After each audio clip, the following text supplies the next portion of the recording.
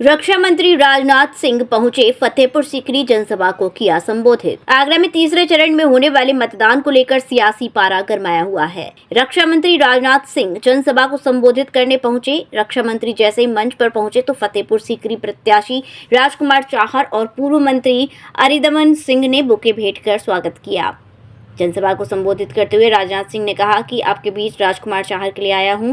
राजकुमार चाहर मेरे बहुत प्रिय लोगों में हैं। इनकी क्षमता और प्रतिभा में पार्टी प्रभावित हुई, इसीलिए किसान मोर्चे के राष्ट्रीय अध्यक्ष का दायित्व दिया। कई ऐसे दायित्व का निर्वहन मैं कर चुका हूं, इसीलिए समय देना थोड़ा मुश्किल होता है। उन्होंने कहा कि ये धरती है अटल जी की, उनका विशेष आशीर्वाद मुझ पर रहा है।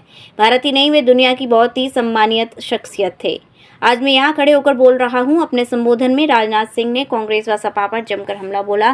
सपा को समाप्त पार्टी कहा तो कांग्रेस का नाम निशान नहीं रहेगा।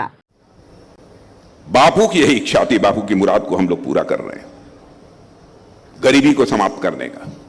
पहली मुराद कांग्रेस को समाप्त करने की आप लोग पूरा कर रहे हैं, और दूसरी जो उनको मुराद थी कि भारत से गरीबी समाप्त होनी चाहिए, उस मुराद को हम लोग पूरा करने के लिए पूरी तरह से प्रयत्न कर रहे हैं। और बहनों भाइयों, भारत के बारे में आपके क्षेत्र का कोई दुनिया के दूसरे देशों में रहता हो, उससे पूछिएगा। अब यहां पर जो पूर्व वायुसेना प्रमुख आर.के. सिंह जी भदौरिया हैं, इनसे पूछिएगा। ये लोग बहुत ज्यादा विदेशों में जाते रहे, पहले भी गए होंगे, आज भी जाते हैं। क्या भारत के बारे में धारणा बनी है? पहले हम लोग बोलते थे, कुछ सुनते ही नहीं था। अब कुछ बोलते हैं तो कान खोल के सुनते हैं क्या बोल रहे हैं। धन दौलत के मामले में मैं बतलाना चाहता हूं। डॉक्टर मनमोहन सिंह जी जब 2004 में प्रधानमंत्री बने थे, उस समय हमारा भारत दुनिया के देशों में इकोनॉमी की साइज, अर्थव्यवस्था के आकार, यानी धन दौलत के मामले में दुनिया के देशों में 11वें स्थान पर खड़ा था। अब कल्पना करिए, 140 करोड़ का हमारा भारत और 20-20, 25-25 करोड़ की जनसंख्या वाले देश हमसे धनवान थे।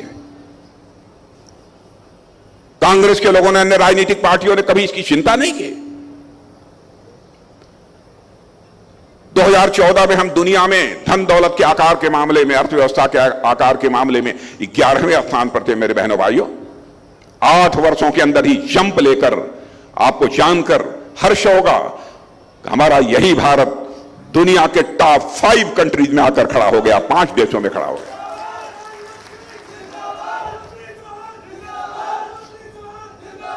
और यह भी मतलब नीति आयोग, अंतर्राष्ट्रीय मुद्रा कोष, बड़े बड़े वित्तीय संस्थाएं आज यह दावा कर रही है कि दुनिया में सर्वाधिक तेजी से आगे बढ़ने वाली अर्थव्यवस्था किसी देश की है तो भारत की है।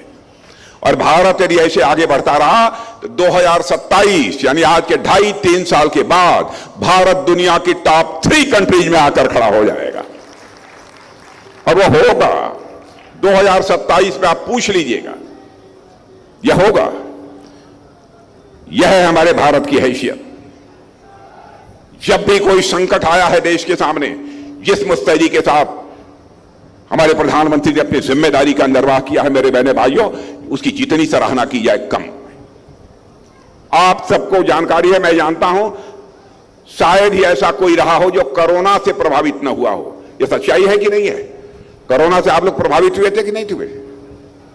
हालत यह थी कि भारत में कोरोना का वैक्सीन, जिसे टीका बोलते हैं, कोरोना का वैक्सीन नहीं उपलब्ध होता था। तुरंत हमारे प्रधानमंत्री जी वैज्ञानिकों के पास गए, खुद चल कर गए और कहा कि आप तैयार करिए, जो भी खर्च होगा, जो भी आपको मदद चाहिए, पूरी हम मदद करेंगे। और बहनों भाइयों, हमारे देश के वैज्ञानिकों ने कोरोना का टीका, कोरोना की वैक्सीन तैयार कर दी। Jaswant telecom mobile repairing, parts एवं मोबाइल एक्सेसरीज के थोक विक्रेता। हमारे यहाँ कुशल इंजीनियरों द्वारा हर प्रकार के Samsung, iPhone, Nokia, Vivo, MI, Honor, Oppo, Motorola आदि मोबाइल की बेहतरीन रिपेयरिंग की जाती है। अब आप अपना मोबाइल रिपेयरिंग कराएं विद ओरिजिनल पार्ट्स के साथ। जसवंत टेलीकॉम, हमें आईफोन स्पेशलिस्ट, हाईवे प्लाजा के सामने, मंडी चौराया, मथुरा।